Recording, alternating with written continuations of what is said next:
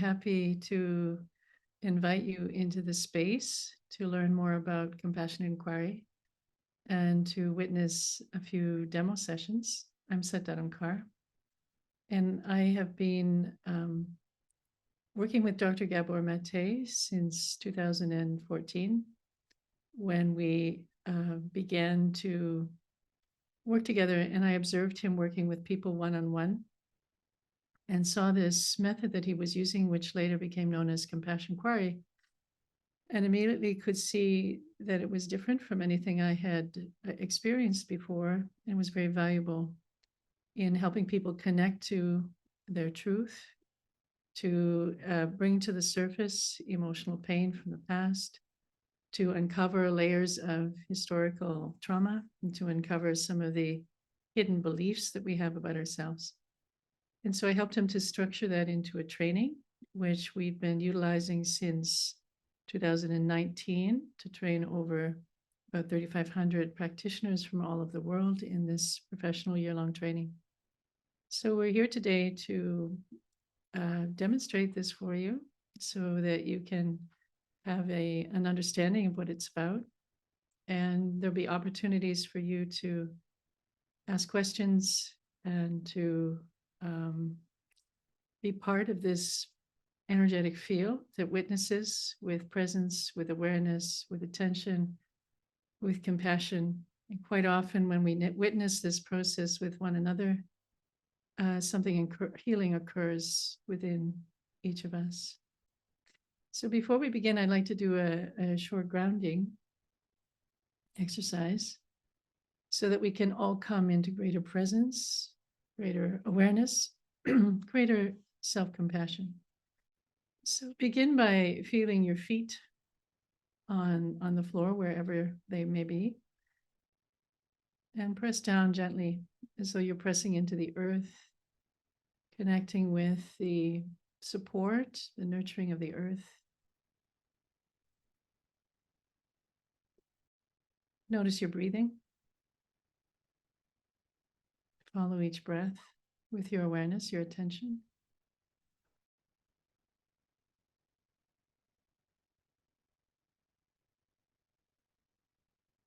And notice your buttocks resting in your chair. The pressure of the surface that you're sitting on, if you're sitting, against the weight of the body.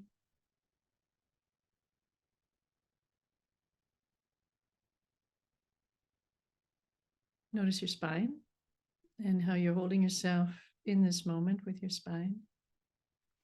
You can have your eyes open or closed.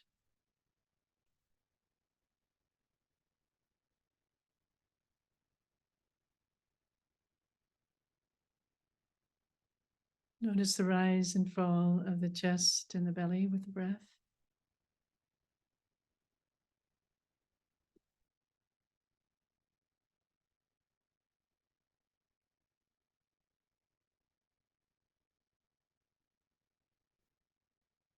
Notice your shoulders. Is there tension? Is there relaxation? Bring your awareness to that.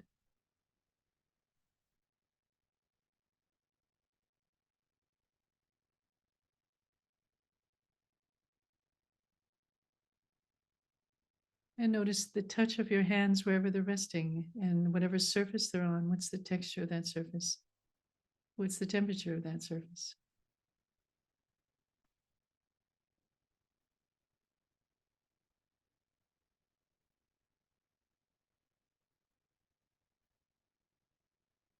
And notice the muscles of your neck, your jaw, your facial muscles.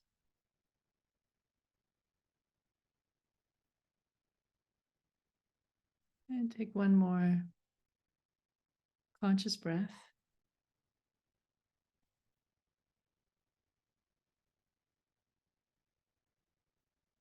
And then gently come back into connection with all of us here in the space.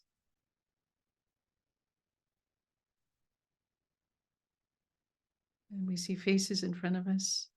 Let's take a moment to connect with some of the faces on the screen, some of whom you may know, most of whom you won't know whenever you're ready.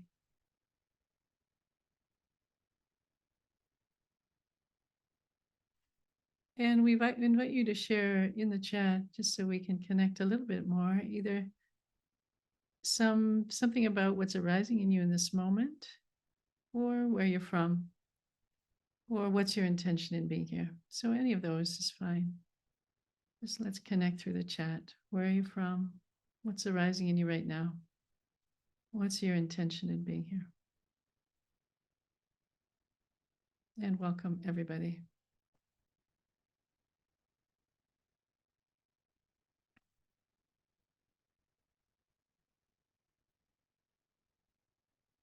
Thank you for being present with us. The format of this couple hours we have together will be first a little introduction to compassion inquiry. And then I'll work with one participant who's given us permission for them to, ahead of time, for them to be the client for the demo. And I'm very grateful to approximately 700 of you who volunteered to be the client and who forwarded a question revealing something about your life. And I appreciate your vulnerability. I appreciate your trust. And just want to express how meaningful it is to read through those questions.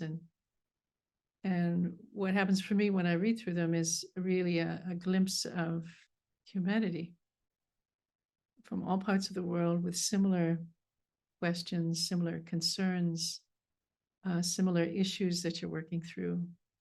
So what unites us all is our shared humanity, especially the emotional pieces and the traumatic history that many of us have experienced. And for many of us, it's quite similar.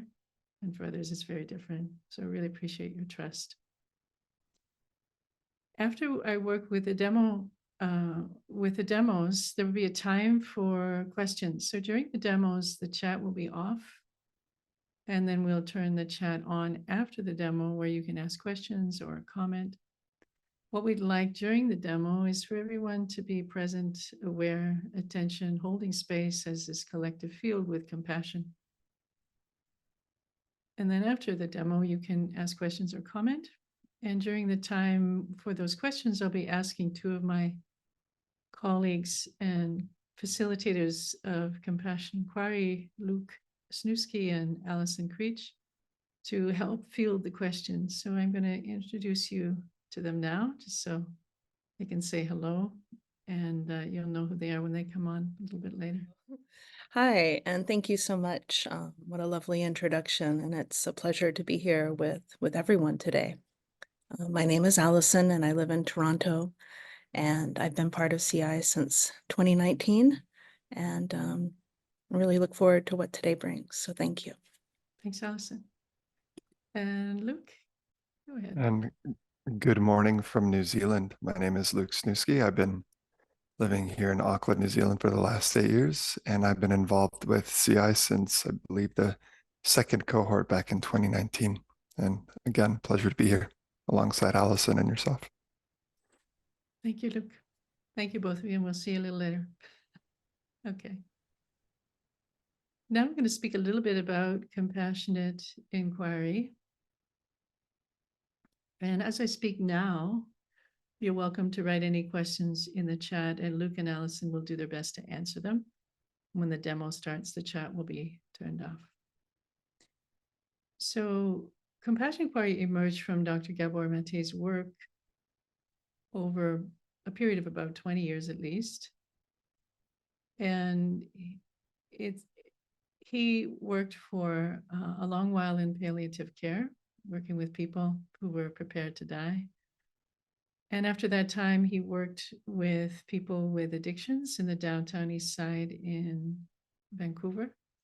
And then he also worked with people who were using ceremonies with psychedelics. So Gabor worked with the shamans and with the individuals in those ceremonies, using psychotherapy to help integrate the experiences before and after the ceremonies, prepare for the ceremonies, and integrate the experience after the ceremony.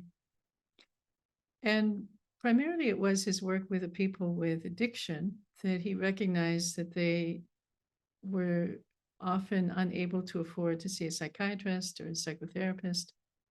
And after he could see them briefly during the day for the appointments that he had with him, he scheduled some of them to meet with him at the end of the day to do basically therapy. And it's through that process that compassionate inquiry evolved over a very long period of time until it just became something that he did intuitively. But when I met with Gabor, I asked if he could teach this, and he said, I have nothing to teach. And I said, yes, you do, and I'll structure it for you. I'll write it down. And so my role was to capture the essence of what he did and put it into a structure that others could learn. At the root of compassion inquiry is presence. So it really is a kind of therapy that is about non-doing. And in order for it to work, the therapist needs to be in a state of presence, calmness, attunement, comfortable, relaxed within themselves. For those of you that are aware of polyvagal theory, we need to be in a ventral vagal state. And that requires that we also work with ourselves, and it requires a lot of self-care. We can't do this work unless we're present. The second part of a second feature of compassion inquiry is that we follow the lead of the client. So really the client's in charge. We start by asking for an intention for the session, which the client may or may not have at the beginning of the session, but at some point we arrive at, well, what is it that you'd like to work with today? What would you like your intention to be? So that everything is led by the client through that intention, which we then just follow through the session. In compassion inquiry, we want to bring people into present moment awareness. So much of our lives, our behaviors, our coping strategies are from the past. And they hijack us into these old habitual automatic responses from the past that may separate us from our authenticity, from our emotions, from the body, from connection. And so we interrupt a fair bit in compassion inquiry to bring the client back into the present moment or into relationship with us as the therapist. In compassion inquiry, there's also ideally not a hierarchy between the therapist and the client. The therapist is not the one with power. Rather, it's more of a dance of a responding to, more like a mother would respond to a child, respond to what the client brings to us in a way that they feel seen, heard, understood, cared for. And that process then creates the safety for the client to be able to open up even more deeply to share what's present and perhaps what's been buried. It's also a somatic psychotherapy in that we're constantly referring back to the body. The body carries emotions, the body carries memories. And so we use the body to excavate things from the unconscious mind. We also look at beliefs. And we identify the underlying beliefs, the core beliefs, the unconscious beliefs that are often limiting the client's forward momentum in their life or limiting their enjoyment of the present. And those beliefs were often internalized in childhood. So we have to bring those unconscious beliefs to the light of awareness and then somehow in the session turn them around. The other, another piece about compassion inquiry is we're bringing awareness and acceptance and compassion to whatever shows up. So nothing is wrong. There's no aspect of the personality that we want to get rid of or even change. So the change happens through acceptance and through compassion and through awareness rather than with trying anything. And so that's a little bit about what this approach entails, and you'll see me work in this way, and then you can ask some questions after each demo session. So I'll invite Junko to come forward first as the first client, and we'll perhaps do 2 or 3, maybe 4, but likely 2 or 3 clients in our time together. There you are. Hi, Junko. Hi, How are you feeling right now? a little nervous. Of course. Thank you for being here with me. Thank you. And do you need a moment to take a couple of breaths? Oh, no, I'm good. You're Yes. good. Okay. What is it you'd like to work with in our time together? Well, I feel I have a lot of suppressed sadness and anger emotionally from my past due to my upbringing. And I like to live more authentic. That's really my goal, but just to heal from a lot of these past emotions that keeps holding me back. Okay. So I'm hearing that the sadness and the anger is from the past, it's holding you back, and you want to be more authentic. Mm. You want to live your life with more authenticity. Yes. And can you give me an example of how this sadness and the anger is holding you back? How are you being held back right now in your life? Well, I got into gambling addiction, and I'm not taking care of my health like um, I normally would. So I'm not eating right, and I'm not exercising like um, things I used to do, which I used to do qigong, I used to do pranayama, I used to do lots of, I used to take care of my health quite a bit.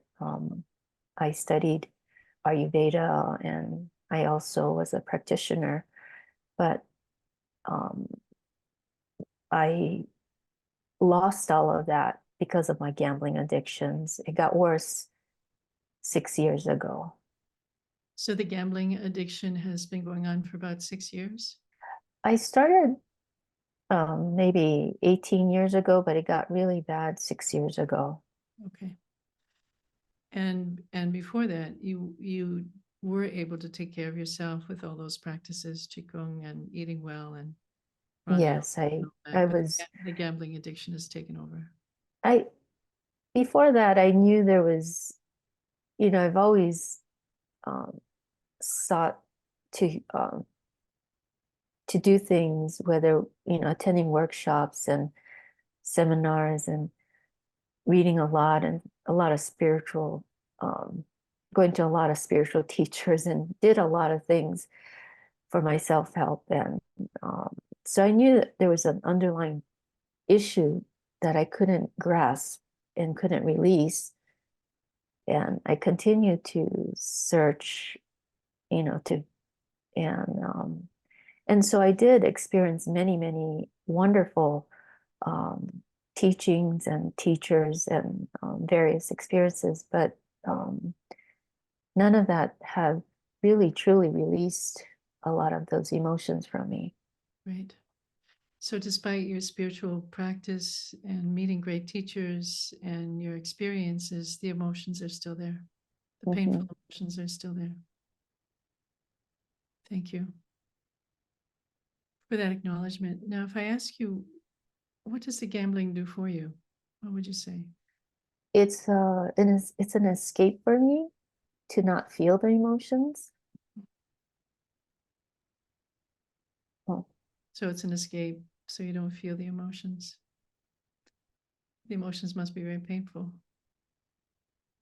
yes, it is. Mhm. What do you notice right now in your body as you say that, Junko? What do you feel? Take your time. How much, how much I hold on to a lot of things. Yeah.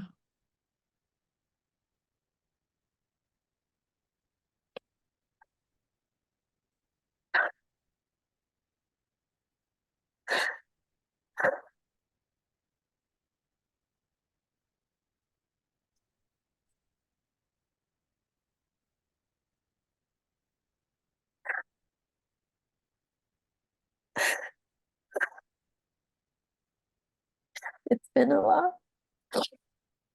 It's been a lot.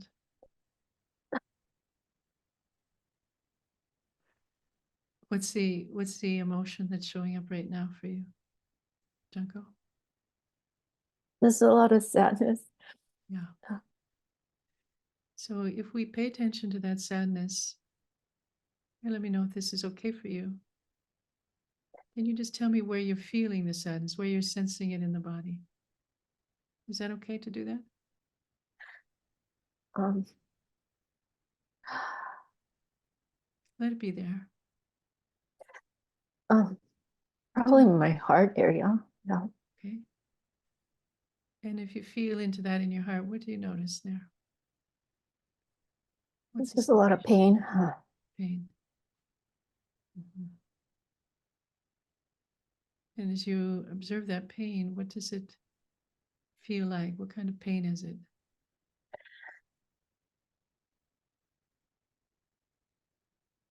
There's an emptiness. It's an emptiness. Mhm. So there's sadness and emptiness in your heart and pain.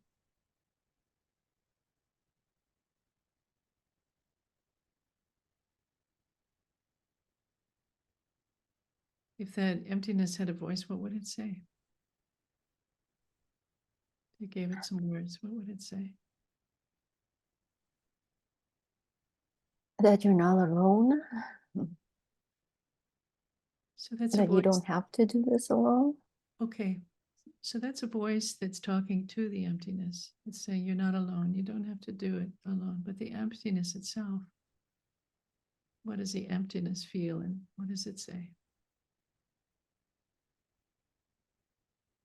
That you're not wanted. Okay. The emptiness itself would say, I'm not wanted. Is that right? Mhm, Then it might say, I'm alone. mhm. So the emptiness believes, I'm not wanted, I'm alone.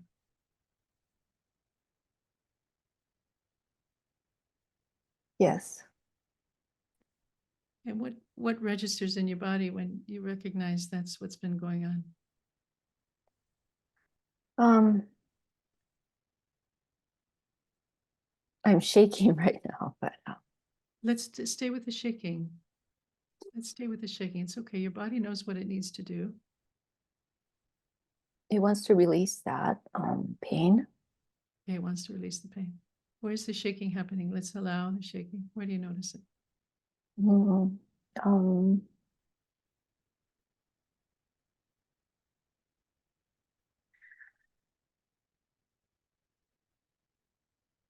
I don't know. Do you still feel the shaking? A little, yeah. Where's it showing up? Um, just in my upper chest area Okay, and my legs. and your legs.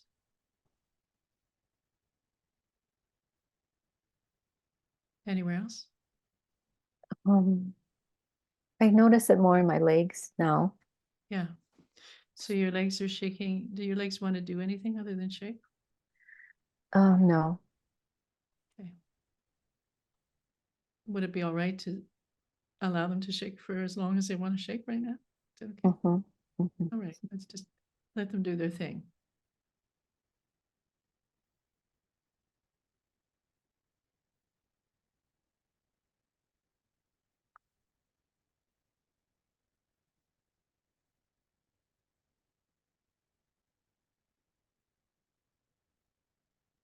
What do you notice now?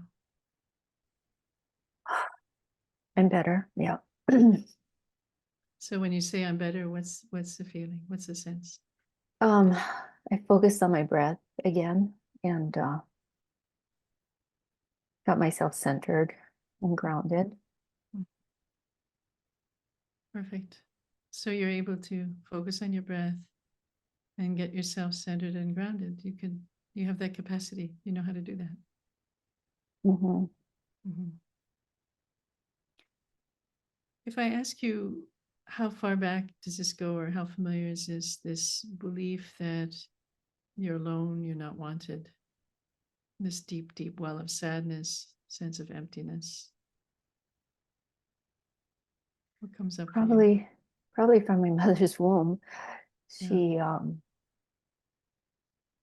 had an abortion twice before I was born. She really didn't want to have a child. And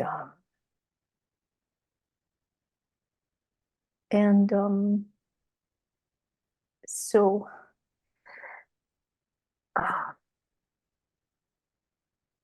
I always thought I was unwanted. And I grew up sort of feeling that way um, without any nurturing. So I think as a child, you just assume that you're an unwanted child when both Yeah. parents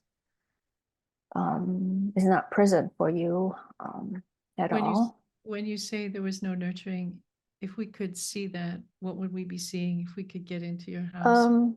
I don't ever recall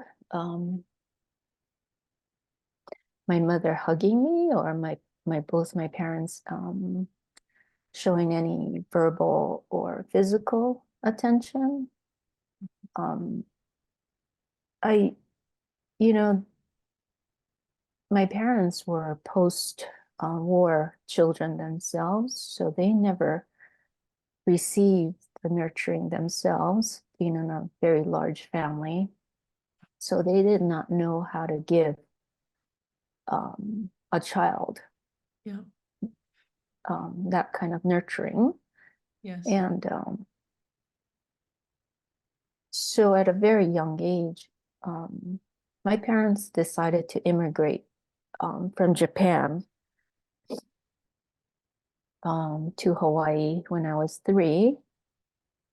And they couldn't speak the language. So at a very early age, I always felt responsible for them, that I had to take care of them.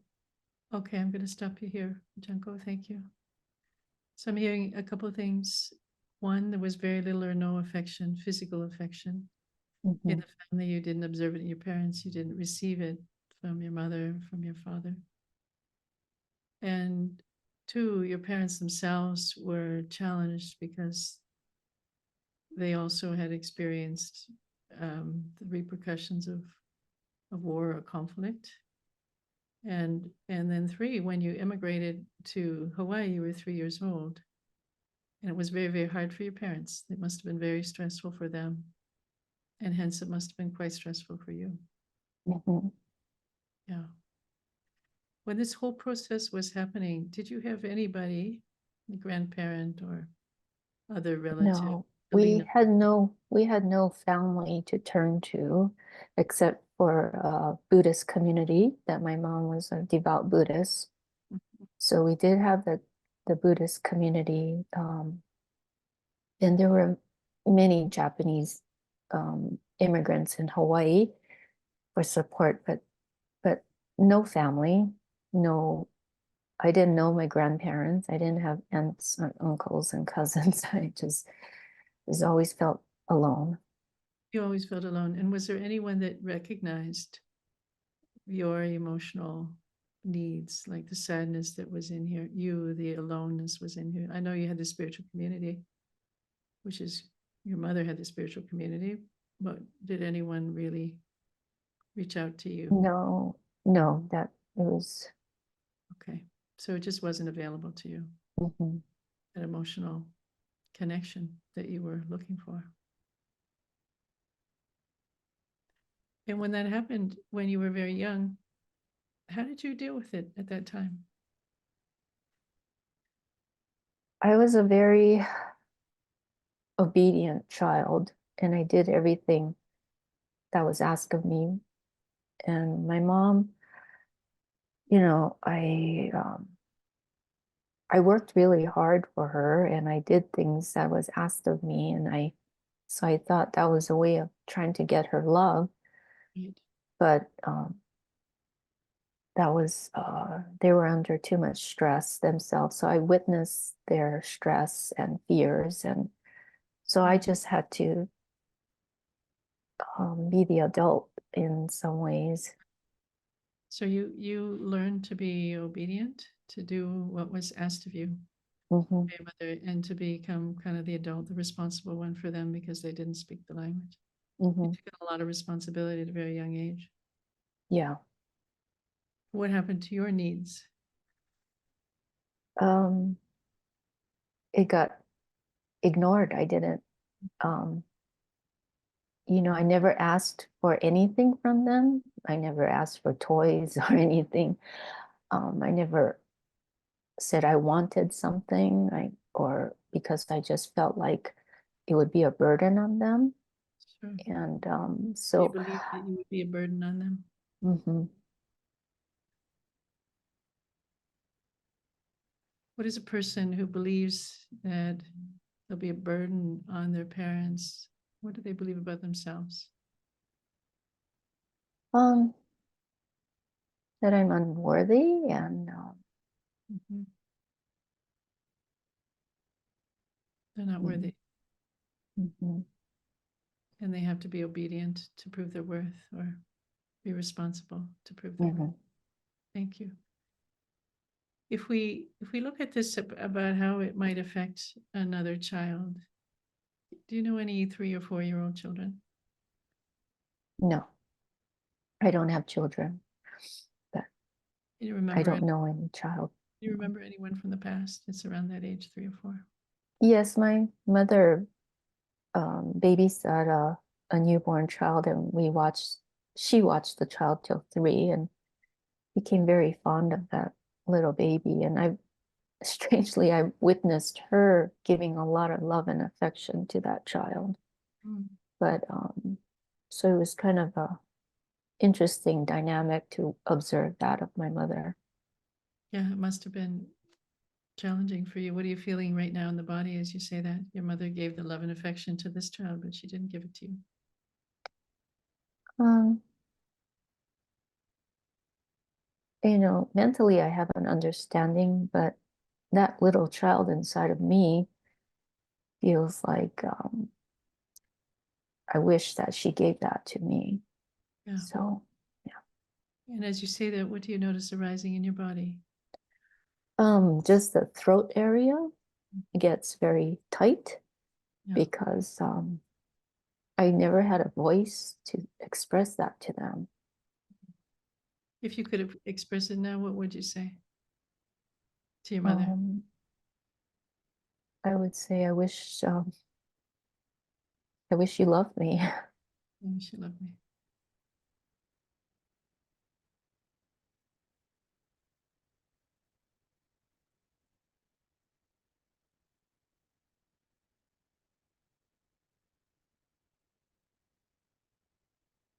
Thank you, Junko.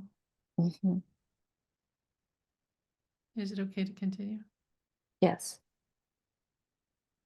Now, if you take that 3 or 4-year-old you were thinking of, it may not be the best example, but let's try. And instead of receiving what she received from your mother, she received what you received, Mhm. which was not so much affection and stress. What would she be feeling if she received what you received? My mother? No, this other 3-year-old. Oh, well, yeah, that would probably a lot of crying and um, being angry and What's she crying about?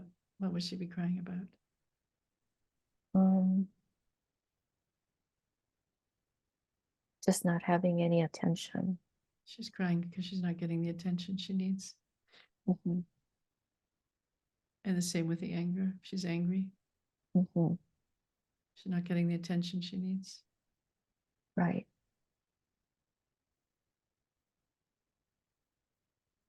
And what would she start to internalize about herself? How does she understand the world?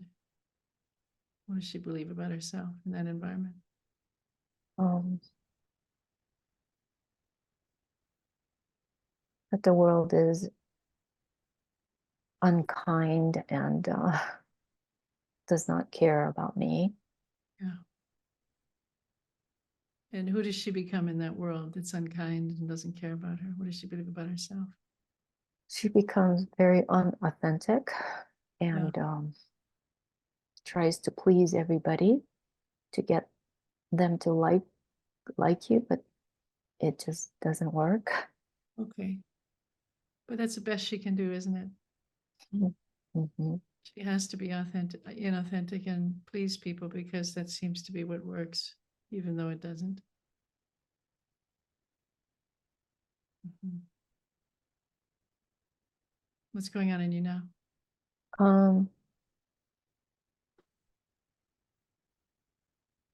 Yeah, I'm okay. Yeah. Okay. Would you blame her if she did that?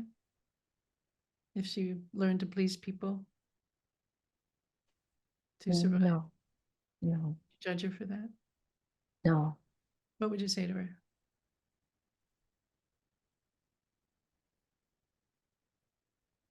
That I would accept you just as you are. I accept you just as you are. And how would you understand her need to please people?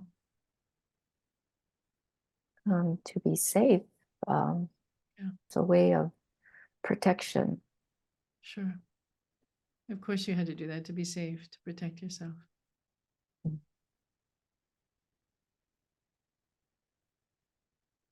And if you could intervene and step in and care for her, what would you do?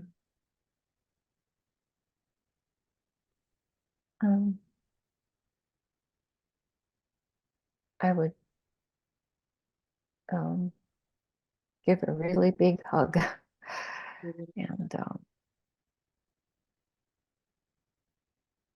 just listen to how she feels. You'd give her a big hug and listen to how she feels. Can you imagine doing that now? Give her a big hug. Yeah, How yeah. she feels. And what would that do for her if she had a big hug like that and she had someone who could listen to how she feels? Not feel so alone. Not feel so alone and not as scared. Right. So she could relax some of her fear and she wouldn't be so alone if you were Mhm. there to give her a hug. What do you sense in your body now? I feel like some things are being released that I've been holding um, just I mean just earlier. I mean just it was just felt like a release for me. Anywhere that you noticed that release? Um, my heart area, yeah, for definitely this my chest area feels a lot more lighter. Beautiful. Thank you for sharing that.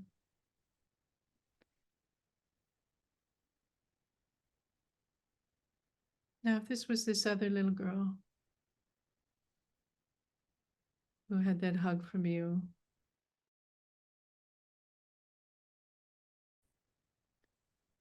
who can she become?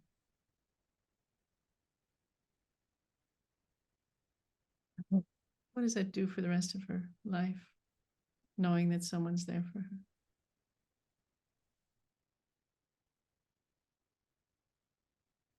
She would be feel a lot freer and more courageous and probably do a lot more. Not be so afraid and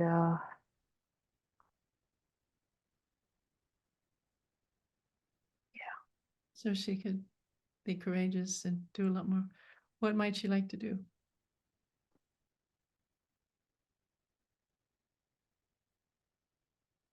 I would like to help people.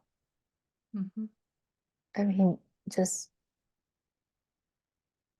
um,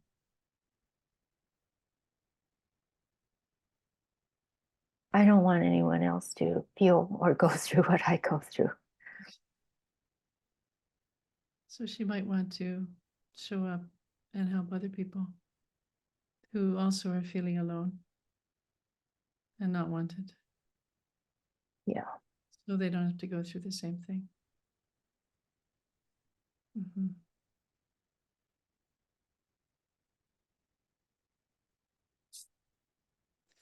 And now, can you reconnect with that 3-year-old you once were when you went to Hawaii? Mm. Can you imagine? And now, as you see her, tell me how you see her right now or feel her. Um,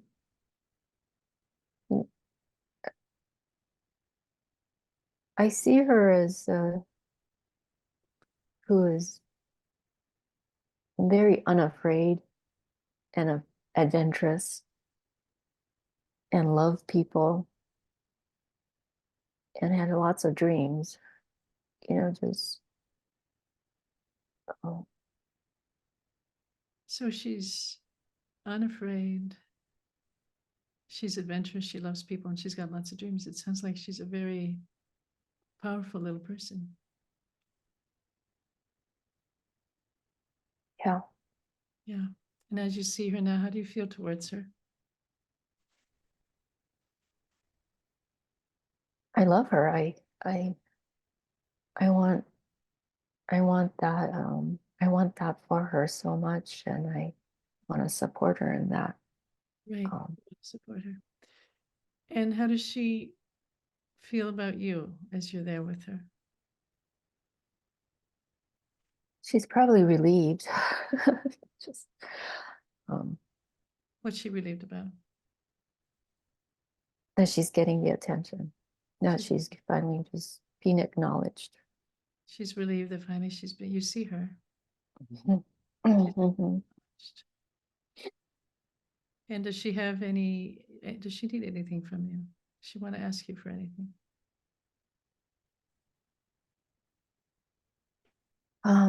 To relax and have more fun. Relax and have more fun. Mhm. And as you say that, what do you notice in the body? Relaxing. Yeah, I would love that too, and just give myself that. And Is there any way, what would that look like if you could give yourself that? um, it's a little challenging for me because I'm a caregiver for my husband who's a quadriplegic. So my choices has become very limited. If ideally, if I really wanted to, I would go to the ocean and be in the water. I love water, so the water would be very comforting for me. But I don't have that ability right now. But it's something. Um, yeah, I enjoy. I always and I do enjoy my spiritual practice and learning about spirit. So doing retreats is always would be fun for me. Okay, so going to the ocean and doing retreats would be Mhm. fun for you. But there's limitations right now because of your caring for your husband. Mhm. Thank you, Junko. So if we come back now to your original intention, you said Mhm. you wanted to release some of this sadness and anger and be more authentic. How have you done? How have we done? I feel good. I'm surprising myself, to be honest with you, that I could even answer some of these questions. I didn't know um I would be able to do that, but You did a beautiful job. thank you so much. And is there Thank any you. insight you're taking away? Is there anything you want to take forward from this? Yeah, I it's I think it is the awareness and to be able to talk about it and speak about it because it's something I don't do and don't do enough of that especially even in this format it's not an easy thing for me by no means talking about this. So it's a big step for me. So thank you very much. Thank you, Junko. It's been beautiful to witness your process and your authenticity. I would say you. you're so authentic with us, despite the challenge and the, in front of so many people. I really appreciate it. Thank you. Thank you. All the best to you. Okay. So now we will open the chat and feel free to write any questions or comments in the chat. Allison will respond in the chat. And I'll invite Luke to come in now and field any questions. You can raise your hands to ask some questions.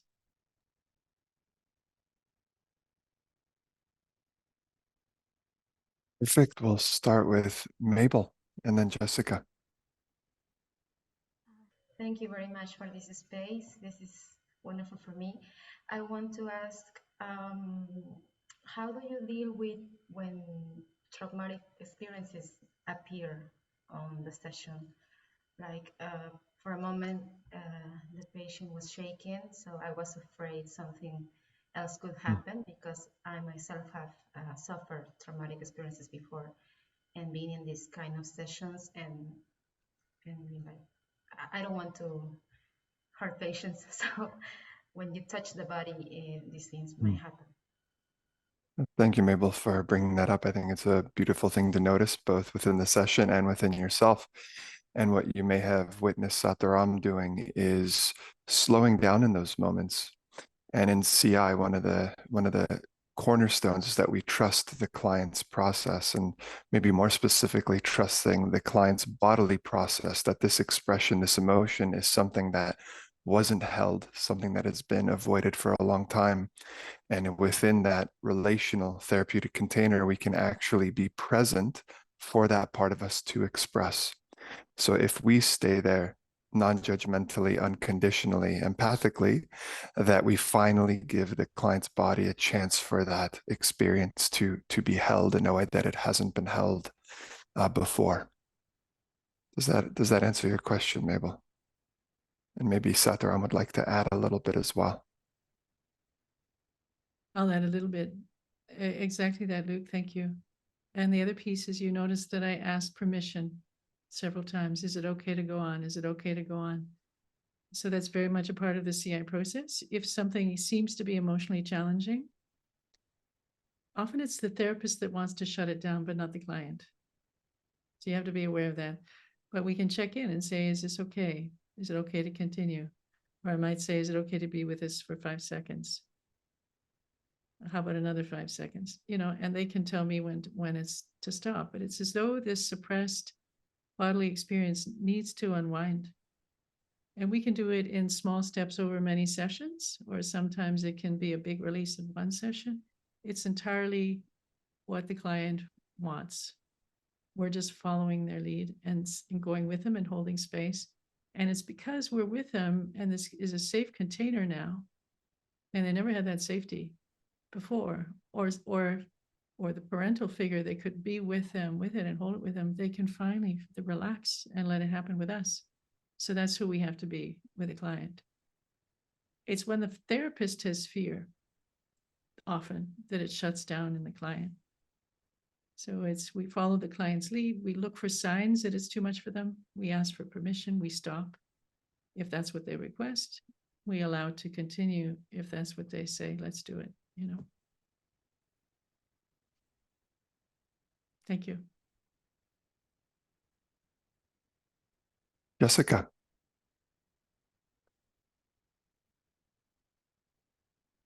Hi, I'm just wondering how you might approach someone who doesn't has a hard time remembering their childhood. So when you're asking questions about, how far does this go back and what was happening for you then, and how did you manage if someone's responding with a lot of I don't knows, or they express it's all a blur. I really don't remember how to approach that.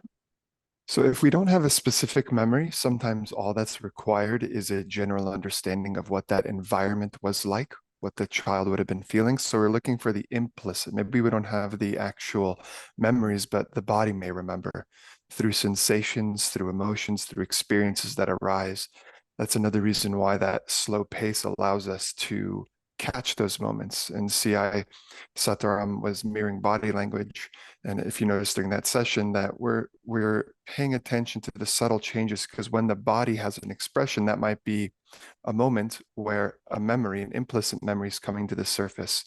So we may not have the explicit memory for a variety of reasons, whether the client is defended or some other possibility, but we do have the experience of the body and the sensation that might be arising. And we could ask about the familiarity related to that, related to the emotion, related to the sensation, and so on.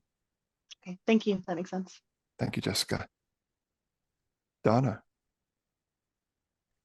So I'm curious about the aspect of when you're connecting to the inner child or her memory of at 3 years old, let's say, where, because I've done this with clients, I'm just wondering, is it better or does it make a difference? Because Sat used, like, think of a child, like not your own inner child, as opposed to what does your 3-year-old need? What did your 3-year-old need or want to say at that time, as opposed to what do you think that 3-year-old that she's referencing? Do you get my question? Maybe I'm not so clear on the question. So are you asking why we use the other child rather than themselves, or is there? Yes, yeah. Referring Okay. to what did your 3-year-old need at that time to hear voice? And then is that better to sort of separate it from herself and then go back to her own 3-year-old later?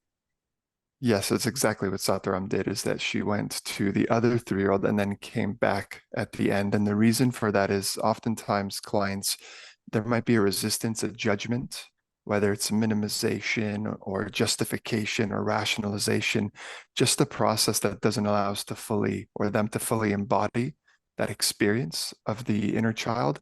And by viewing it through the lens of another child, observing that child, they are able to access certain qualities, whether it's empathy, whatever it may be, that more fully allow the experience to come to the surface and be held, and to address the unmet needs. But the important part of that process is that we did come back to the inner child at the end to now take those insights, reflections, lessons, needs, and bring it to ourselves, to our inner child. Okay, no, thank you for that, because I've never done that part, and now I'm thinking I'm going to try that, and I think that would be really useful. I can add a little bit more to that. Please. So the using the other child, first of all, often we have a lot of judgment around our own inner child. Mm. And part of us, has an aversion to it sometimes. And so by using the other child, we open up the empathy Right. towards that other child. So the heart opens Okay. towards the other child. That's the first thing. The second thing is that we often don't see what happened to us clearly because we're too busy defending our parents. And you noticed what Junko say, my parents came over after the war. They didn't speak the language. So she also needs to defend her parents. So we don't want that defense in the way. So when we use the other child, we can see exactly what that other child would feel because there's no need to defend the other child. It's separate. Yeah. And the third thing is often we suppress both the body memory, the pain, the emotional pain, and we're not aware of our unconscious belief. So we can use the other child. What would that child feel? What that child believe about themselves, believe about the world? If we ask them to do that about themselves, they wouldn't get it because that's what's conscious. Right. So we make it conscious through the other child. Yeah. And then the last thing, well, there's many more things, but another piece is you notice that I asked her how she would treat that child. So now you're activating the inner parent. Oh, okay. Or the other child. So we're turning on that capacity to be not only compassionate, but to care for the so-called other child. Okay. And then the client recognizes, well, I have the same capacity to do that for myself. Mhm. So we clear the way then to work with the inner child by almost rehearsing it first. Right. We would not nearly have as much awareness if we went to the inner child first because the defenses are in the way. Yeah. Yeah, no, thank you. It's really helpful. That was absolutely lovely to watch. Nicholas. Hi. I want to say a massive thank you for the demonstration. But I also wanted to ask in terms of I mean, I'll be honest. I mean, I myself have a diagnosis of mental health, and I was just sort of wondering, like when a negative, a strong negative emotion comes up, or what we consider negative, I guess, like fear, like a big existential fear. How might one use the CI model to approach healing that, if you will? Thank you, Nicholas. We go at the pace and the depth of what the client gives us permission to go to. So this is in CI, it's the client session. So if a client doesn't want to go there, we don't go there. And this is why Sataram, you notice Sataram continually asking permission if it's okay to continue. And so we're there and we're in relationship with the client.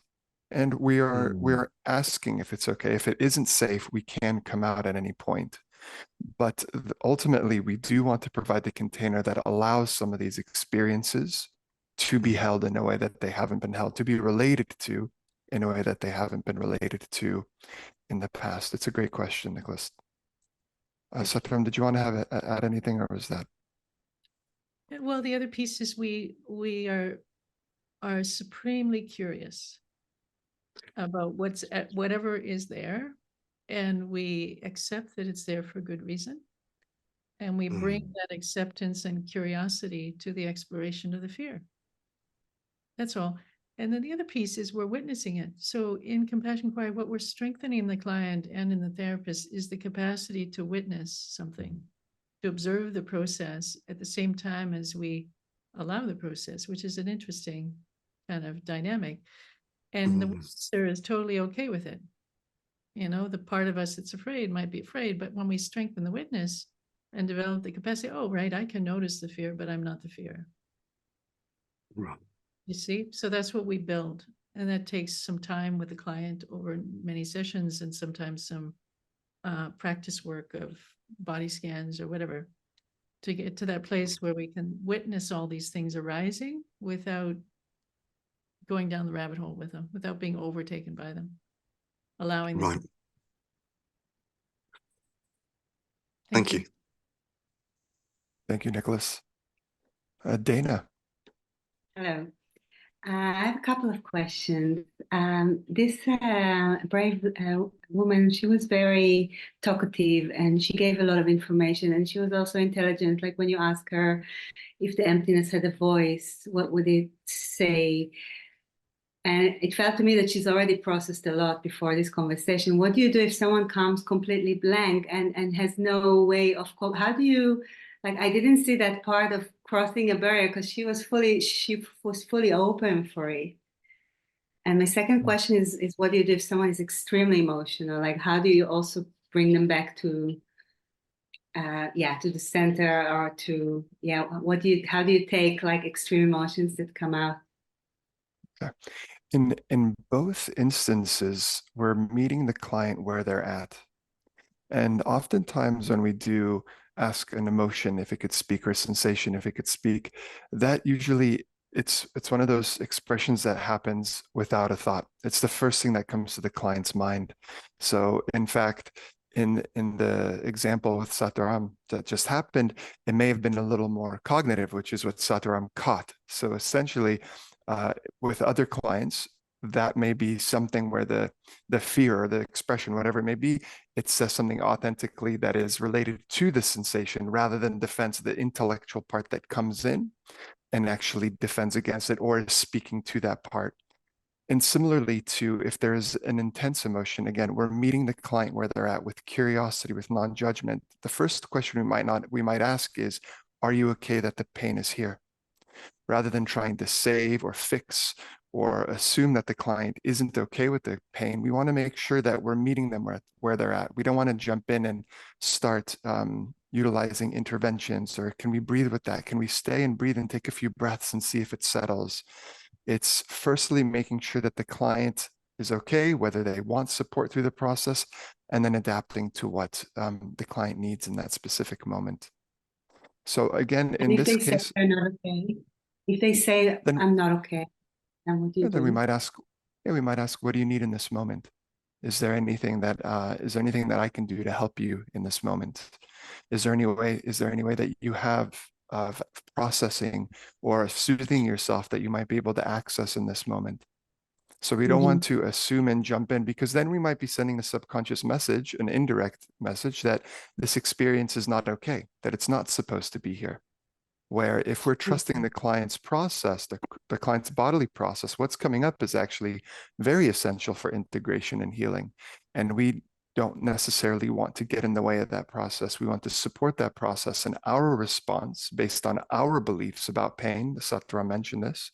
If we believe that pain is to be avoided and we jump in immediately and try to save or fix or soothe the client, we are perpetuating that message that this experience is not supposed to be here. So it is a very gentle, slow, intuitive also interaction, exchange, and feedback loop between yourself and the client, and making sure that what we're meeting and then holding that process with the client. I can add a little piece to Junko said she doesn't usually share like this. So it's not so much that she's used to, she may have done a lot of therapy and be aware of these things, but it's also the safety we create through tone of voice, through pacing, through mirroring, through validating. It's a whole environment that's created of that container that creates the safety that the client can show up. Good, So, perfect. Let's do one more. Jay. Hi there. And hi, Dharam. It's been so long since I've seen you. Um, I am wondering, as I'm a psychotherapist, but I am also neurodivergent. And so for me, sometimes what I find gets in the way of my presence, and what I would hope to learn from a course like this is how to stay with the client while kind of tracking a kind of busier mind that goes on for myself. And of course, I have practices that I do myself, but I guess what I'm curious about is how CI practitioners either take notes in the session or whatever they're doing to keep that tracking, like to kind of reinforce that tracking during the session. I find There I take a lot tends, of notes in the kind of yeah, therapy I do now. So I'm thank wondering you. if you This can is, comment on that at all. thank you, Jay. Yeah, typically within CI sessions, there's minimal, if any, note taking, because what we're doing is we're attuning and constant attunement with the client, because you're right, there's so much to track. There's not just what the client is saying, but we're also attuning to their body. What's their breath rate like? Are they taking deeper breaths? Has it become shallow and rapid? Has their skin tone changed? Where is their eye contact diverted to? Because so much of the experience of the client, what we're paying attention to, is implicit. They're speaking words, but their body is revealing the truth. We're hearing a story from their mind, from their spoken word, but their body might be revealing some very important information about what is happening for them. Again, why that slower pace is vitally important. So we're able to catch and we're able to see more of the client's experience. So note taking tends to be minimal and mostly none at all. And it does take time. This is a longer process to do CI, because we have to keep track of a lot of things. And I know of a few practitioners who sometimes they just write the really big rocks, like the big things, like the core beliefs, so they don't forget or whatever it may be. But over time, that might also drop away. I'll let Sataram add a little bit more if she'd like. yeah. It's important not to break the attunement to the client, and to not, it's all in the present moment. Everything is present, presence. If you look down at your page, you've lost presence and you've lost attunement to the client. So the whole session is based on those two things, present moment awareness and attunement. And we ride that. It's a ride, and that's it. And you just trust that you remember the important things. and usually most people do. Sometimes I will, rarely, but I'll write down something on the side here, but I won't drop my gaze. And I don't even know what I can't look at with the page, but I'll write it, 3 words, usually the core belief. And that's it. And I'll look at it maybe later when I need to pull that out, but minimal. Maybe 5 words would be my maximum. And then after the session, you write what happened. If you're going to fill out a case study, you write it afterwards. Thanks, Jay. Lovely to see you. Okay, let's go with our second demo. Thank you so much, Luke. Awesome. Thank you. So we'll close the chat again now and move to Jessica. If you're still willing, Jessica, are you still willing? Absolutely. Okay, thank you so much. How are you feeling in this moment? My heart rate just picked up a little bit, but I'm also excited to experience this. Do you need a second or are you good to go? I'm good. All right. What would you like to focus on? What would your intention be for our time? Yes, how to be succinct. So my family is quite crisis riddled and has been since I was young. I carry a lot of like responsibility for them, but I can't actually make it all better. So there's a lot of guilt and shame, as well as some resentment towards them. It's very heavy. It can be like debilitating at times. So I'd like to work towards some resolution around that. When you say resolution around that, what do you mean? So you have guilt, resentment, responsibility towards your family. It's heavy. It sounds like you can't do it. So what would resolution look like? I think I'd be able to like have compassion for them and be a support within my natural limits without all the guilt and self like beration and self blame and things like that. So I think it'd be less heavy. who did you say you needed to have compassion for? Me. Oh wait, no, I don't remember.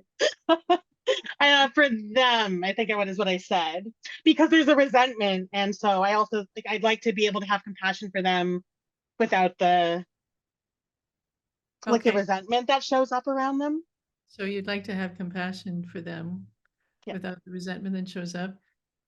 Then you also said that you have all this guilt and self-judgment for yourself. So what do you want to change in relationship to yourself? Anything, or you want to keep having that guilt and that self-judgment? No, I want to, I would like not to carry that guilt and self-judgment around.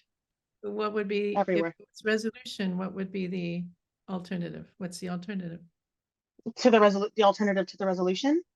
Well, if there's resolution towards the guilt and the self-judgment for yourself, what would that look like? I think maybe acceptance that like it's not possible to save everybody. Yeah. And there might be some natural sadness still. Like I think that untangled from the guilt and the putting myself down and kind of blaming myself kind of thing. So it sounds like the guilt and putting yourself down and blaming yourself is quite heavy and powerful. Yes. And the alternative, the resolution of that would be acceptance, realistic expectations, and self-compassion. I think so. Okay. And I'm hearing 2 things. And so we have to be clear about the intentions. Yes. So one piece, and the other piece is you want to be compassionate towards your family and what's happening and not hold the resentment towards them. Yeah. Okay. So that would be a good end place to be. Yeah. Intention. Perfect. Okay. So in your relationship with your family, can you give me a little bit of an example that illustrates this dynamic of what the expectation is on you, what you're responsible for, how it shows up? Yes. So my brother's been sort of struggling with addiction and mental health for well over a decade. He periodically slash semi-frequently enters into crisis. And when that's the case, like I get the phone calls from my mom and from him. It feels like I'm supposed to fix it or have all the answers. To what degree that an external expectation on their part or coming from inside is. Can I interrupt you for a second? What do you Yeah. notice right now as you say that? You get these phone calls. You're expected to have the answer. The phone calls. No, what do you notice in your body? Go to your body. Oh, okay. What do you feel right now? In your body? Like apprehension and dread. Where do you sense that? Like my chest. What do you feel there in your chest? What's the sensation? How do you notice? There's like a tension and my heart rate goes up. Okay. I'm like I'm braced for You're braced the shoe to drop. Yeah. Yeah. Can we stay with this awareness right now? You okay? Just holding Yes. space to witness this. Yeah. That apprehension, that dread in your chest, your heart rate going up, the shoe to drop. It's What else? Tell me what else is going on when you pay attention to it. What else do you notice in the body? Feel kind of frozen almost, like a deer kind of in headlights. Like I know this giant wave is approaching, but I already feel kind of helpless to do anything about it. And allow this emotion to come up. Honestly, before I even could, something else kind of came in and unconscious, like not intentionally stamped it down a bit. Okay, so we can recognize that too. So there was you said helpless. Then what was the emotion that showed up before it closed down? Like an immense, like a deep well of maybe sadness or grief. Yeah. Now, if you stay with that right now, where's that showing up? That deep well of sadness and grief.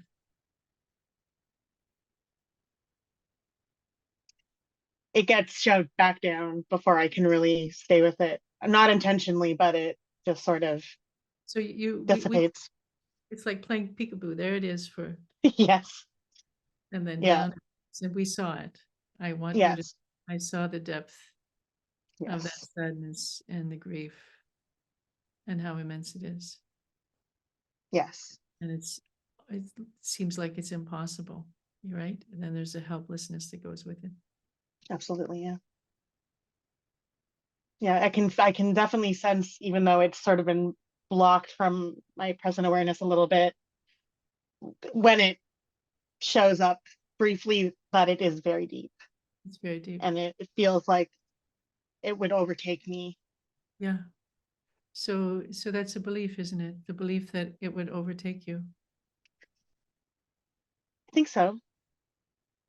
And if you believe that the grief would overtake you, can it even show up?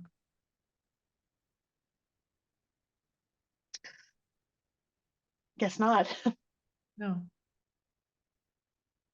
So there's something that shuts it down because you have this belief that it would overtake you. It's so big. I know logically that's not the case. Yeah. And I want access to it because I would like to release it. No.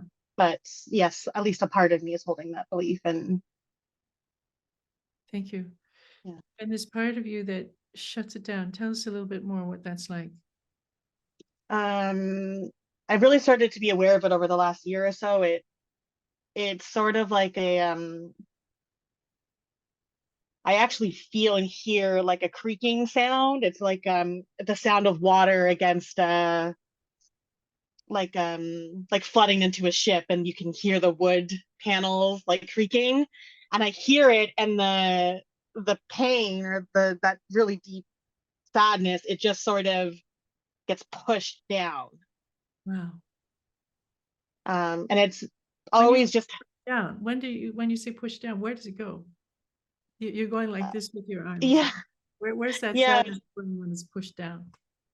just deep below where I don't feel it anymore. But it kind of starts up here and in here, and then And when you the say lower it gets. below, in your body, is that any place in your body deep below where you don't feel it anymore? If you just tune into that sadness, where you're pushing it down to? Maybe it is, maybe it isn't, but I'm not entirely sure. Again, because it's hard to feel right now because it got pushed down, but maybe like below my chest, so maybe like in my abdomen or my stomach, perhaps. okay. I'd be surprised if I was carrying it in my knees. I don't know. Okay, thank you. Nice Yeah. to explore. And so you shared a few beliefs. One, that you're helpless. One, that it's too big, it'll overtake you. What else do you believe in this state when this wave comes towards you? I mean, I believe it's all on me. Yeah, it's all on me. Yeah. So When it's you, that combined with the helplessness. yeah. And when you say it's all on me, what do you notice in the body?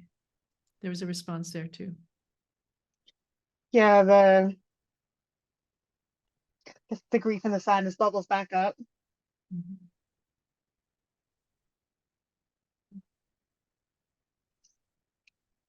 And where do you feel that grief and the sadness? Where's, Some stuff going on in my chest, like a tension and a heaviness. Kind of behind my eyes. okay, can you create a little space for that now? Yes. You open up for it just a little bit, a few seconds.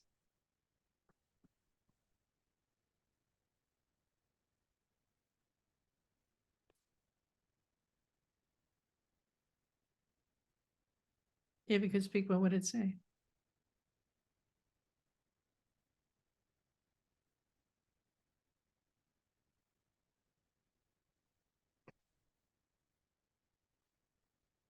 You can't save them, so you have to watch them all suffer.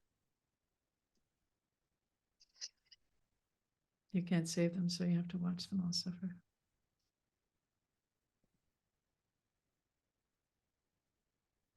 It's very painful. Yes.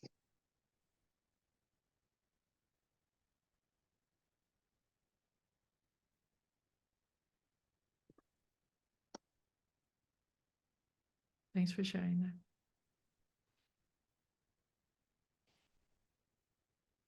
And how far back does this experience go for you? You were helpless. It was too much. Sadness was going to overtake you, and you believed you knew that you couldn't save them, but you had to watch them suffer, no matter how much you wanted to save them. Yeah, pretty far back.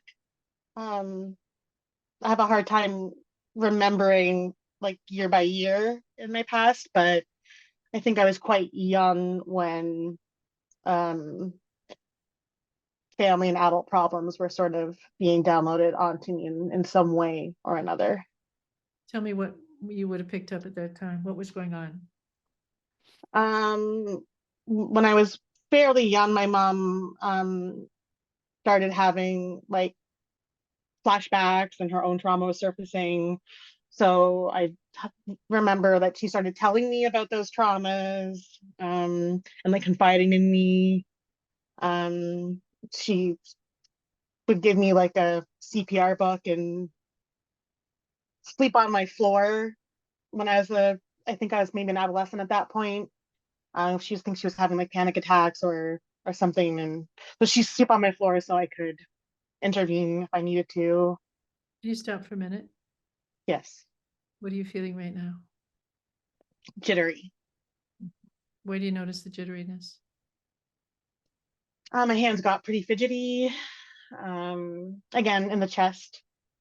A lot of What, stuff happens in the chest, what do you notice in the chest? like a constricted Okay. feeling. Can you put your attention there for a minute? Yeah. Be with that feeling of constriction, whatever jitteriness there is. Mhm.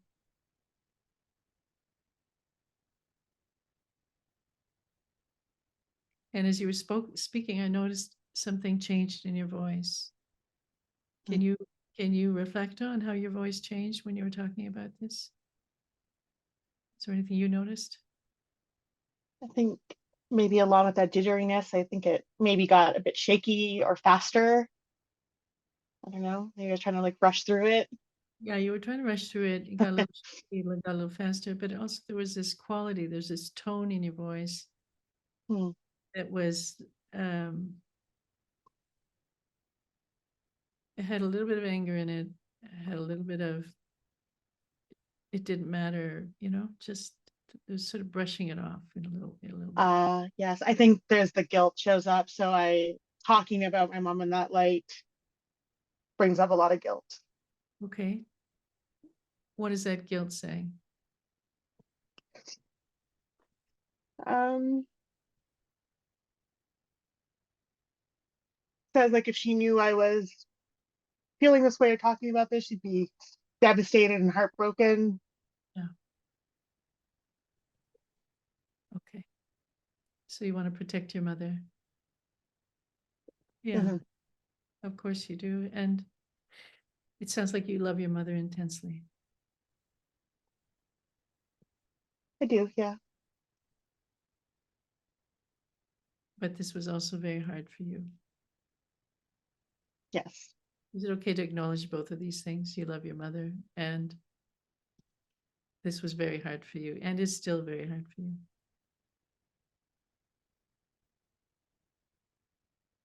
Yes. It's okay to hold both of those as realities. They don't have to contradict one another. Mm. Yeah, I think I can do that. Okay. When all this was going on, did you have anyone to lean on? I don't think so. I my memories are quite fuzzy and vague, but I know I spent a lot of time by myself talking to stuffed animals. Okay. Where was your father? My parents were separated since I was born. So I saw my dad on weekends and summers and things like that. Was definitely a bit of an escape. I don't know if he was very attuned emotionally, but was more attuned to like giving me a childhood than my mom was capable of at that time. Right. So your mother was addicted, is that right? No. No. Okay. But she was mentally ill? What was going on?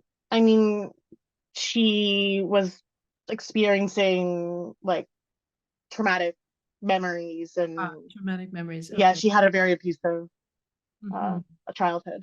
So she was reliving her own abuse, it sounds like it. Yeah. And you were there to comfort her, support her, help her.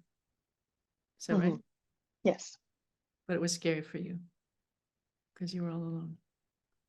I think so. I don't think I had the resources to Yeah. actually support her in that way. Thank you.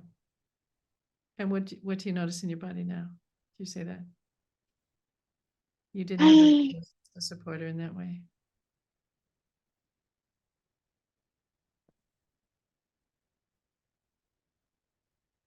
Not entirely sure. I know the tension in the chest is still there, but I don't know what like specifically turned up around that. Okay. Now, you said that this happened in your childhood, but it sounded like it was more pronounced when you were 12 years old. I just remember more from then on, I guess. I'm not really sure as much about before. Okay. Do you know any 12-year-old girls?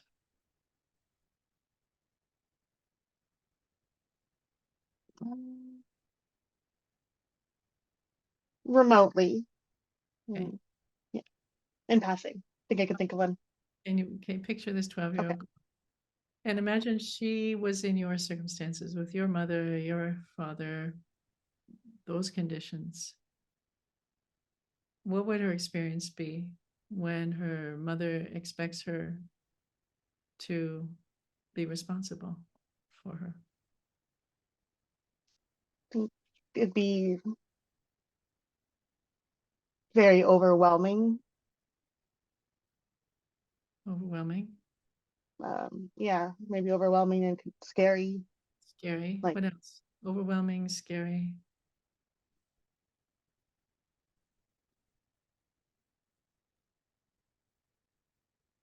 Unfair. She's gonna believe it's not fair. What's unfair about it?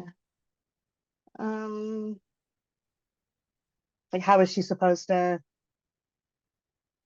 know what to do? She's just Yeah. 12. She's just 12. How does she know what to do? She's only 12. Yeah, she wants to go play with her friends. She wants to play with her friends. She's gonna stay here with her mother and she's only 12 and it's not fair. Mhm. What are you feeling right now? It's like sadness showed up. Then followed by guilt. Because I just had like memories of in my teens I did start going out. Like I would leave my mom sobbing in bed and go out anyways. So that like a flash of that kind of showed up. Yeah. If this was that other 12-year-old you're imagining, and if she had had to be there so much for her mother, and she decides a few years later that she's going to go out with her friends, what would you say to her?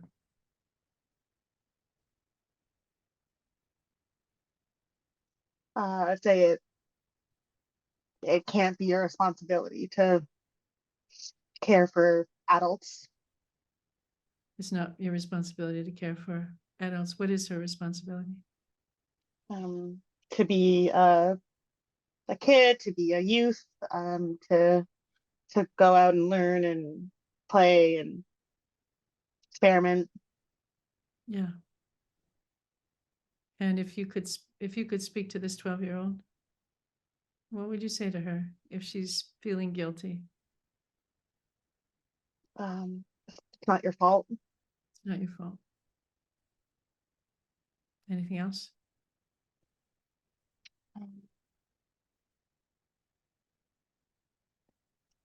It's okay to live your life. It's okay to live your life. It's not your fault. Anything else? I guess it's also okay to be sad for them. Okay to be sad for them. It is sad, isn't it? It's a very sad situation. Yes. So it's okay to be sad. It's not your responsibility. It's okay for you to live your life. Now, what would this imaginary 12-year-old feel if she heard that? What would that do for her? If you told her that?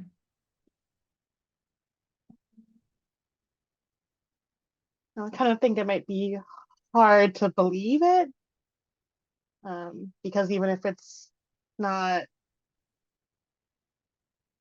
fair, it still kind of gets put on her. But I also think she might still feel at least seen and heard, that someone Yeah. is seeing like what she's going through. So it would be nice for her to be seen and heard, to be validated that this is really painful. It's a really hard place to be. Mhm. And I can see what you're going through. But it'd be Yeah. hard for her to believe it, because what's she supposed to do? Who's going to look after her mother? Is that right? Yeah. Does the fact that she's there with her mother make any difference at all in the end? No, I don't think so. Does it change the outcome of what's going to happen? No. Not back then anyways. Not back then. It didn't change the outcome. Yeah. It might be a little bit different for her as an adult when she has more, Skills. yeah, and can impact the outcome more. Yeah.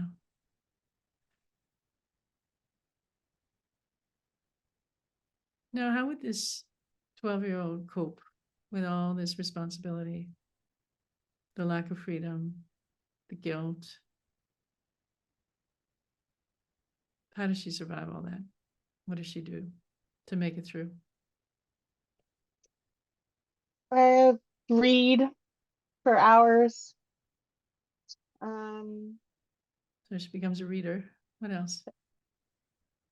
um, hmm. You know, she does go out with friends Yeah. and gets out of the house. What does she do with her sadness? She cries herself to sleep a lot. Oh,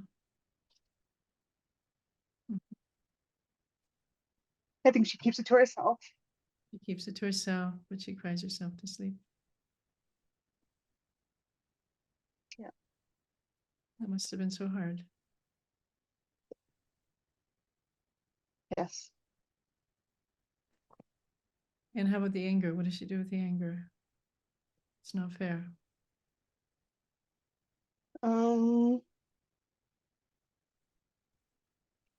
When she gets a little older, she gets pretty hard into like binge drinking and acts out a bit, gets like kind of belligerent, and like that's when the anger comes out. Okay. So she finds an outlet for the anger through drinking. Yeah, eventually, Uh-huh. Okay. for a few years. And if you could connect with her now, like if say you could go back in time and connect with this Hmm. other year old, what would you like for her and what would you do for her?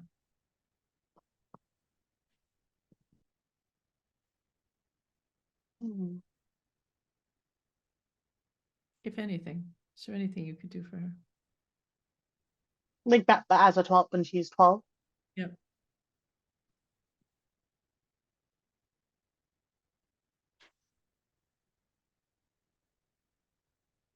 Just like talk to her and listen to her and Mhm. be someone she could confide in. Yeah. And if she believes that this may go on forever, if she's stuck here, what could you tell her?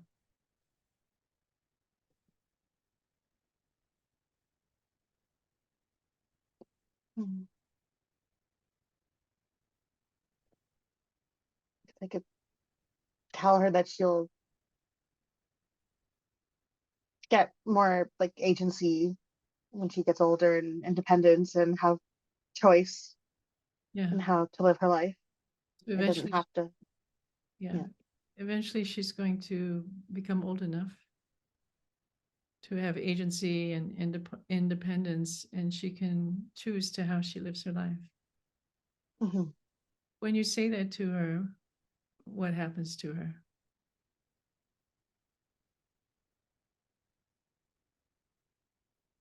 When she hears that, she's going to have choice. She's going to have agency. She's going to have independence. She can choose how she lives her life one day. Like still probably some skepticism along with some hope, Yeah, a little bit of hope. excitement. Mhm. I think she wants very much to be independent and have space and her own space. Yeah, she wants independence and to have her own space. Yeah. Okay, is there anything else she needs besides independence and having her own space?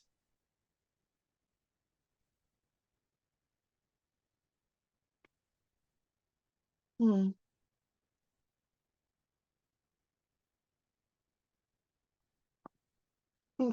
Someone paying attention to her, like her emotions and her needs. And if that happened, what would she believe about herself if somebody paid attention to her emotions, her needs? that she mattered, that her needs were Uh-huh. valid. Yeah. Yeah. So she needs to know that her needs are valid, that her needs matter, that she matters. Yeah, she deserves to be taken care of. She deserves to be taken care of. Okay. Now, can we replace her with the 12-year-old you once were? Yeah. And knowing what she went through. How do you, first of all, how do you see her? Where do you see her? How do you experience her, that 12-year-old?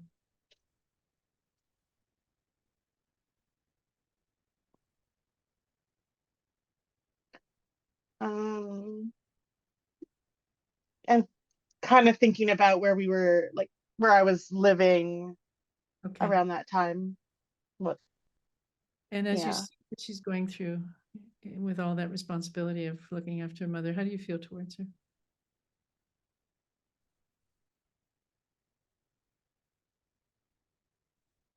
I feel like sorry for her, a bit of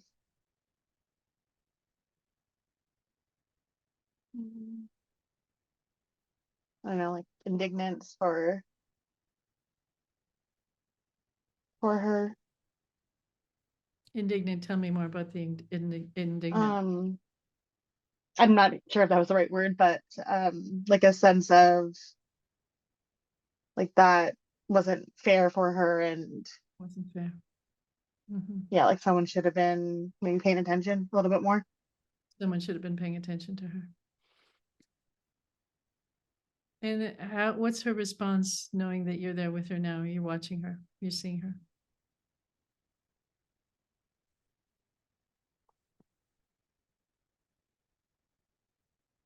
Someone gets it, Someone gets like it. someone's actually looking. Yeah, finally somebody sees what I went through. Mhm. Somebody gets it. What does that do for her when somebody gets it? Someone sees how unfair this is, how hard it was. Kind of relaxes a little bit. I think she was lashing out and crying out a little bit, so that kind of went calm because she doesn't have to do that if someone's listening. Yeah. So she can relax a little bit because someone's Mhm. fine, someone's listening to her. And if she could see you now in your life and what's going on with you and your brother and your mother now, what would she want for you? I think she would want me to find a better balance between showing up for them, but also showing up for me and allowing myself to like build a life that I want to live. She'd be, if you built the life that you want, what would she do? How would she act? Well, I think she would be at how would she act? I think she'd feel safe and Right, have a lot more peace. right. So she would feel safe and at peace if you build the life that you want. Yes. Okay, and what would be the first step for you to build this life that you want?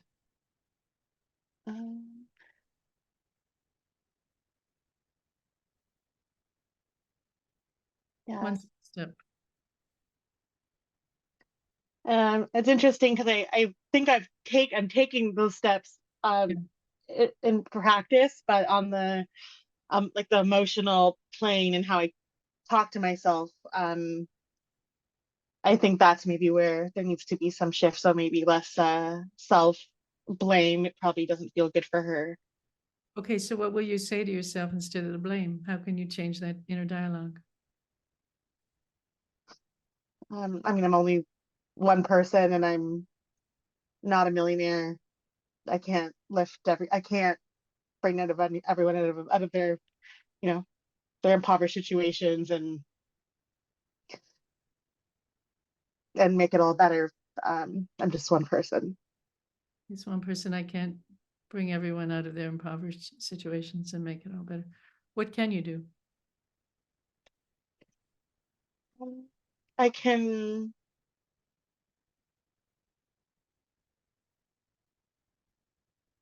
like I can hold compassion and empathy for people in my life, and like encourage Mhm.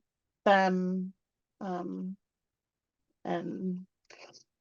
at times I might even be able to provide some material support, but just not in a way that saps the life force out of me And entirely. Great. How does that sound? You can provide compassion and encouragement, and when resources are available, you can provide what's reasonable that doesn't sap your own needs. Sounds. How does that sound? I mean, I think there's still a little bit of small. It's quieter now that says it's not enough, but it is a lot quieter, and mostly it sounds nice, like a nice balance that, Yeah, a balance is possible. yeah. Thank you. Is that an okay place to stop, Jessica? Yes, it is. Thank you so much. And have we dealt with your intention? Compassion towards your family, compassion towards yourself. We have. I think there's a better balance emerging coming out of this. So thank you so much. Wonderful. Thank you so much. Appreciate all that you shared. Okay, thank you everybody for your attention. Now we'll invite Allison to field some questions.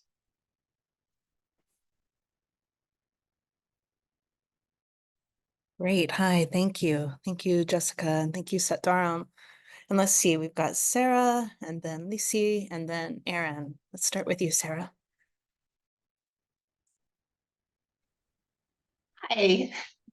Hi. I noticed that there was a little bit less asking for permission, and I'm just wondering why. If that was intentional, if maybe you've worked with her before, or if there was a reason for that. Maybe we'll go straight to you for that, Dharam. It wasn't intentional. I've never worked with her before. I've never met either of these people before. They're not plants. First meeting. And I didn't feel it was necessary. So there's a sense sometimes of this is really tender ground for these people. And I know we had some very sensitive moments, but for whatever reason, it just was the way it was. I wasn't really thinking about it. Thanks.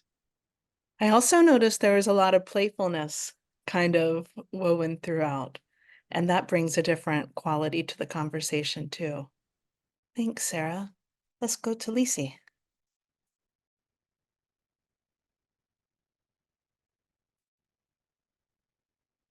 So I'd like to ask, if you're working with a client over a number of sessions, so you're seeing them weekly or so on, would you set an intention every time at the beginning of the session? Yes, definitely. The intention really helps clarify not only what we're going to put our attention on in our time together, but it also helps anchor in those possibilities of where we might go to, some of those potentials that are at play. It helps really anchor that in and bring it into an active potential in the moment. And I know, Dharam, you probably add to that. Because compassion inquiry is very much present moment led, the intention has to be in the present moment. So even if something was unfinished in the last session, you could say at the beginning, well, we could continue where we were the last session, or we could start with something new. What's arising for you right now? What would you like to work with? It's always to empower the client at that moment, to tap into what's meaningful in this particular moment. So we're present to them where they are right now at this moment, and we trust that that is what we need to work with. Yep. And they have the agency. Yeah. It's totally up to them. There's nothing, I never ever suggest anything. It's totally up to them. Great. Thank you. That Yeah. was my question. The other reason for that is we want to develop in the client this trust in their own inner wisdom, their own capacity to lead themselves, their own capacity to resolve something. Mm. So it has to be led by them. Mm. And then that's what you see what I did. It's all inquiry based. So Mm. in the end, Jessica came to all this resolution in that wisdom, and that resolution is what she wanted, right? She wanted resolution. She arrived there herself through this inquiry based on the intention. And it also helps, I imagine, to set them up as the expert on themselves rather Exactly. than you. When That's you right. check in with them about what are we going to talk about today? That's right. So the therapist is not the expert at all. We're really just the witness of the process, guiding them along, responding to what they give us, and taking it a little deeper. Okay. It's wonderful. I love Thank it. Thank you. Thank you very much. Thanks, Lacey. Let's go to Erin. Hi, big thank you to Jessica. I noticed there were a few times, particularly in the first half, where I was feeling very, very emotionally moved by what she was sharing, and just really, really resonating with the pain. I'm a very, relational psychotherapist, and part of the, you know, healing work in that is to sometimes allow the client to see that you are being moved emotionally by what they're sharing. And I'm just, I'm curious for CI's kind of perspective and take on that part of the work. Thank you for that question, Erin. In CI, it very much is about the relational experience, and that there's a mutual process at play. The therapist or the practitioner with our own experience is part of what's happening in the present moment. And within that, there are invitations to share with empathy and share what is arising for us, coupled with a responsibility for what is arising within us, and recognizing when in fact that might actually be linking to some of our own emotion or pain or story. And so there's this real emphasis on our doing our work so that we can be accountable and then share in that present moment experience. If that helps a little bit to speak to what you're asking. I can respond a little bit further.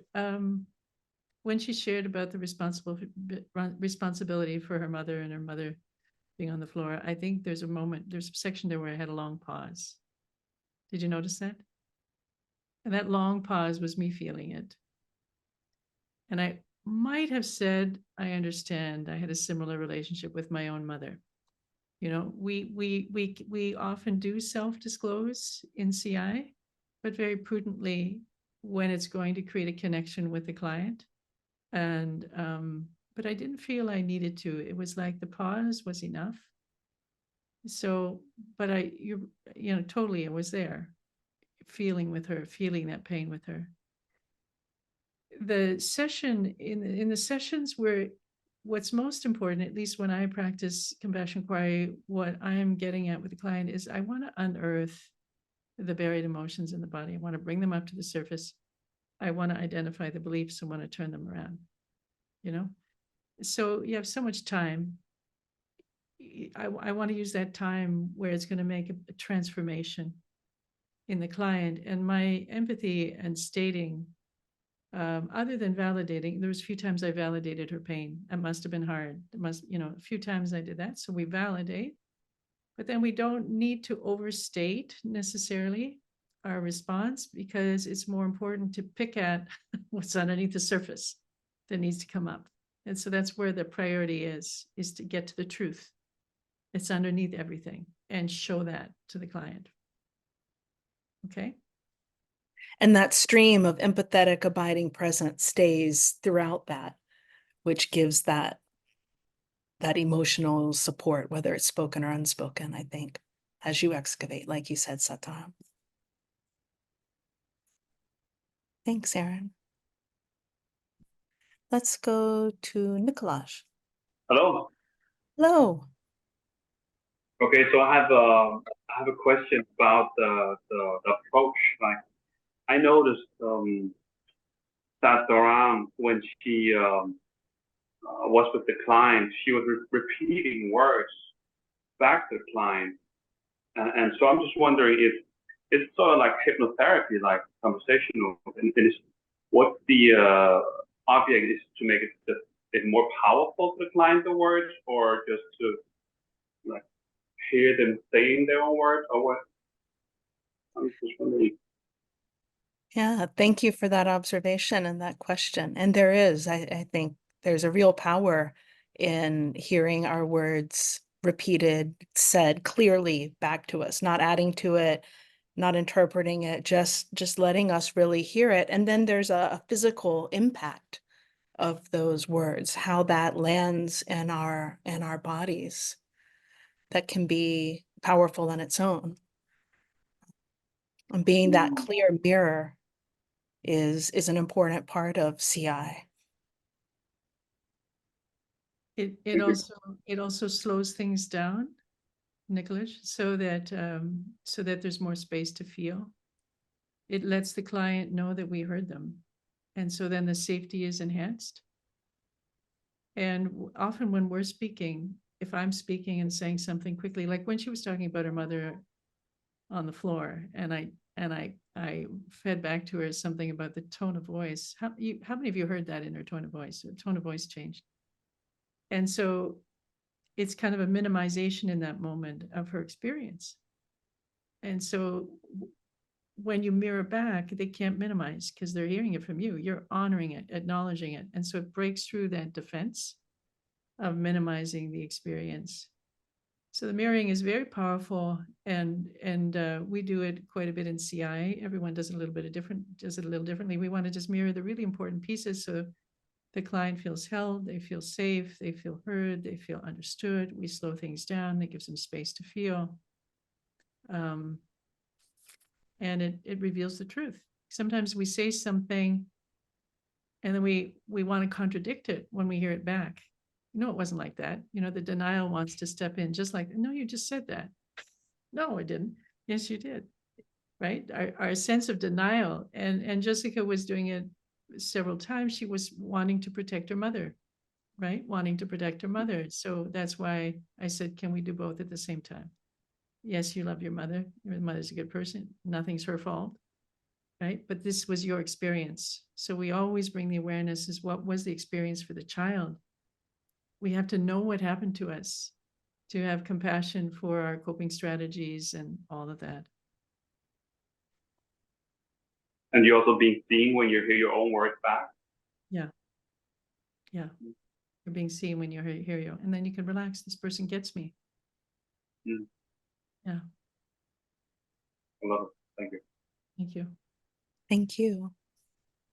See, we have 2 more minutes. Should we take another question or two? Great. Let's go to Christopher. Hi, Christopher. Hi, thank you so much. My question is related to if you have any generic advice, if you're working with a client who very much, has perhaps a lot of history of violence and unsafety in their life, and but now is a fully functioning adult, and so maybe not the most helpful lens to live a life through,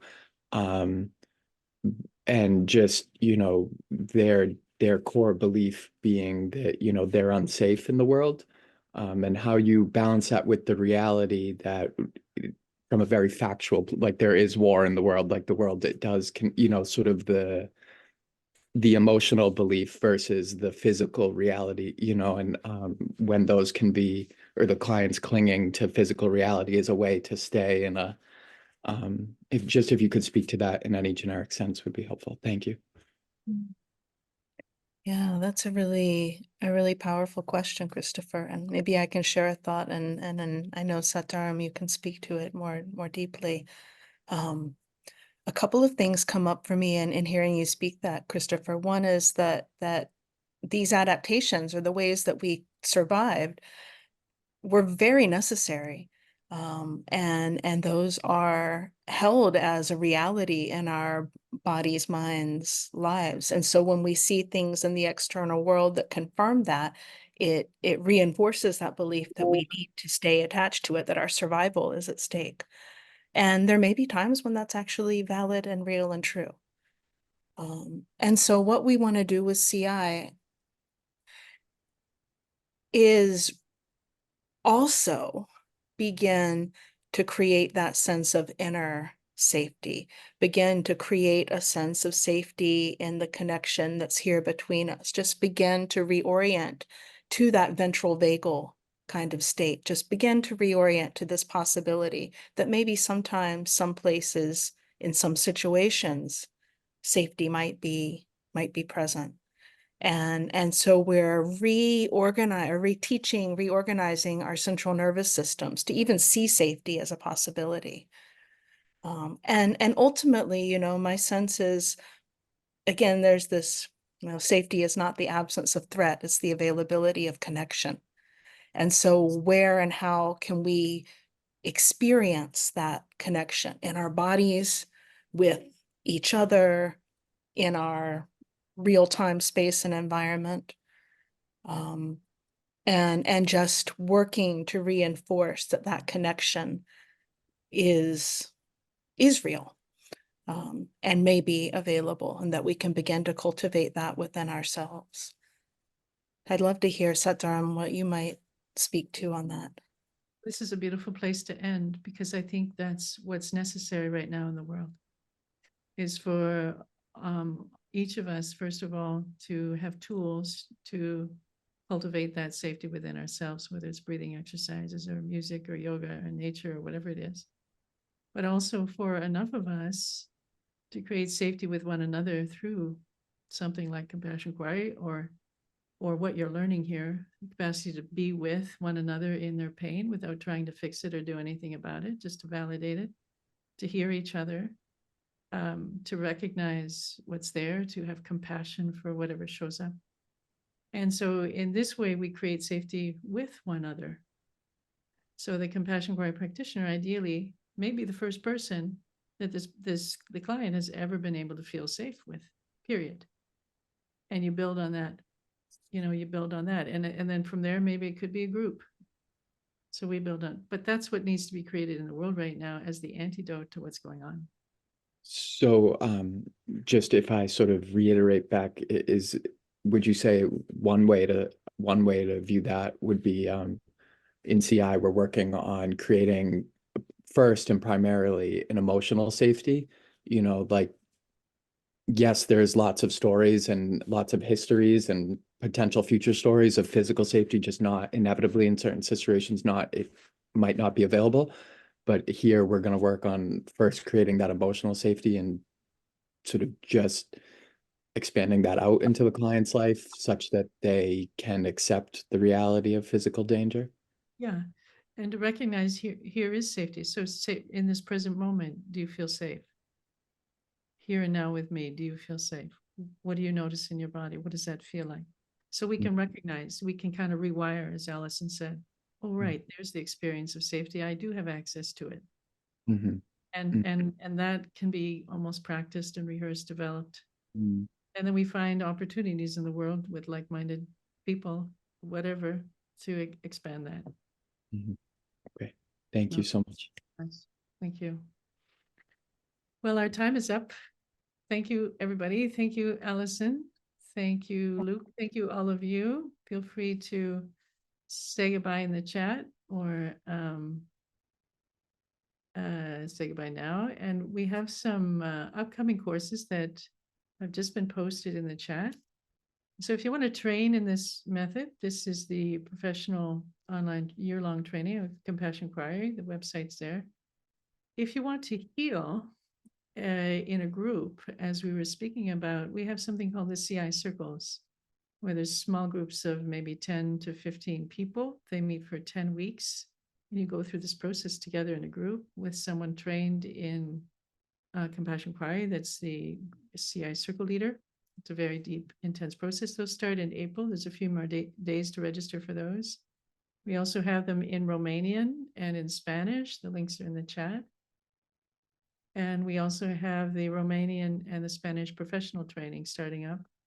We have a specialized training to help support people who have suicidal thoughts.